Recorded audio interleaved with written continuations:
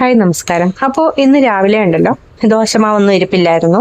അപ്പം എനിക്കന്ന് ഭയങ്കരമായിട്ട് വിശക്കുകയും ചെയ്തു. അപ്പോൾ ഇന്ന് ഗോതമ്പ് പുട്ടുണ്ടാക്കി എടുത്തിട്ടുണ്ട്. അപ്പോൾ ചപ്പാത്തിയൊക്കെ ഉണ്ടാക്കണമെങ്കിൽ പിന്നെ മടിയായിപ്പോയി, കറി ഉണ്ടാക്കണം, എനിക്ക് ഭയങ്കരമായിട്ട് വിശക്കുകയും ചെയ്തു.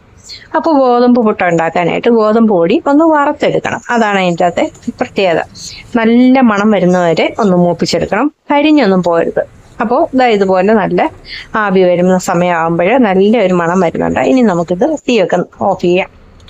അതിനുശേഷം പൊടിയൊരു പാത്രത്തിലേക്ക് ഇട്ടിട്ട് ഇത്തിരി ഒന്ന് തണുത്ത് കഴിയുമ്പോൾ കുറച്ച് ഉപ്പും ചേർത്ത് നമുക്ക് പുട്ടുപൊടി നനച്ചെടുക്കാം. പുട്ടുപൊടി നനച്ചെടുക്കുന്നത് കുറച്ച് ശ്രദ്ധിക്കാണ്ട് കേട്ടോ. ഇത്തിരി വെള്ളം ഒഴിക്കാവൂ, ഇത്തിരി വെള്ളം ഒഴിക്കാവൂ. പിന്നെ ആവശ്യമുണ്ടെങ്കിൽ മാത്രം ശ്രദ്ധിച്ച് വെള്ളം ഒഴിക്കണം. എന്നിട്ട് ഇതേപോലെ ഇളക്കി പുട്ടുപൊടി നനയ്ക്കുന്ന പോലെ നനച്ചെടുക്കാം. ഇതാണ് കറക്റ്റ് കൺസിസ്റ്റൻസി. ഇങ്ങനെ ഒന്ന് വിരലുകൊണ്ട് പ്രസ് ചെയ്ത് നോക്കുമ്പോൾ ഇതേപോലെ ഇരിക്കണം. ഒട്ടി പിടിച്ചു പോവുകയും ചെയ്തത്, എന്നാൽ ഇങ്ങനെ ഉതിർന്നു വീഴുകയും ചെയ്തത്.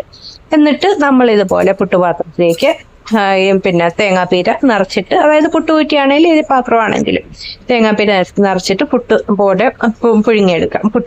പൊടി വാരിയിട്ട് പുഴുങ്ങിയെടുക്കാം. ക്യാരറ്റൊക്കെ വേണം ഇടാൻ കേട്ടോ. എനിക്കാണെങ്കിൽ പുട്ടുവിനിട്ടുണ്ടല്ലോ തേങ്ങാപ്പീര അല്ലാതെ ഒരു സാധനവും ഇടുന്നത് ഇഷ്ടമല്ല. അത് കാരണം ഞാൻ ഒന്നും ഇടാറില്ല ഈ പുട്ടിനകത്ത്. പ്ലെയിൻ ആയിട്ടുള്ള പുട്ട് പുഴുങ്ങി കഴിക്കുന്നതാണ് ഇഷ്ടം. മാങ്ങാപ്പുട്ടൊക്കെ കാണാൻ ഇഷ്ടമാണെന്നേ ഉള്ളൂ, എനിക്കിതൊന്നും ചെയ്യാൻ ഇഷ്ടമില്ല, ഞാൻ കഴിക്കാറുമില്ല. അപ്പോൾ പിന്നെ ആ സമയം കൊണ്ട് പുട്ടിങ്ങനെ പുഴുങ്ങപ്പെടട്ടെ. ആ സമയം കൊണ്ട് നമുക്കൊരു ചായയും കൂടി ഇടാം. നല്ല അടിപൊളിയായിട്ടുള്ള കടുപ്പത്തിലൊരു ചായ. ഏറ്റവും കടുപ്പമൊക്കെ വേണം, അതുപോലെ മധുരം കുറഞ്ഞിരിക്കണം. അതാണ് എൻ്റെ ചായയുടെ ഇഷ്ടം. അപ്പോൾ അതുപോലെ ഒരു ചായ ഇടാം. അങ്ങനെ ബ്രേക്ക്ഫാസ്റ്റ് ഒക്കെ റെഡിയാക്കി എടുക്കാം. എൻ്റെ ആ തലയാണെങ്കിൽ നല്ല വൃത്തിയായിട്ട് കറങ്ങുന്നുണ്ട്, അത്രയ്ക്ക് വിശക്കുന്നുണ്ട് എനിക്ക്.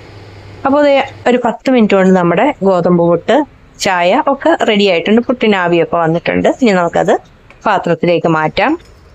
ഗോതമ്പ് പുട്ടുണ്ടല്ലോ ഭയങ്കര ടേസ്റ്റാണ് കേട്ടോ. വലിയ അരിപ്പുട്ടിനെക്കാട്ടി ടേസ്റ്റാണ്. അതിന് കറിയൊന്നും വേണമെന്നില്ല, ഇതേപോലെ കഴിക്കാം. കടലക്കറിയോ എന്തെങ്കിലും കഴിക്കാം. പഴം ഉണ്ടായിരുന്നു എനിക്ക്, അപ്പോൾ അത് മതി. അപ്പോൾ നല്ല ഹെൽത്തി ആയിട്ടുള്ളൊരു പുട്ട് ആണ് ഇത്, ബ്രേക്ക്ഫാസ്റ്റ് ആണ്.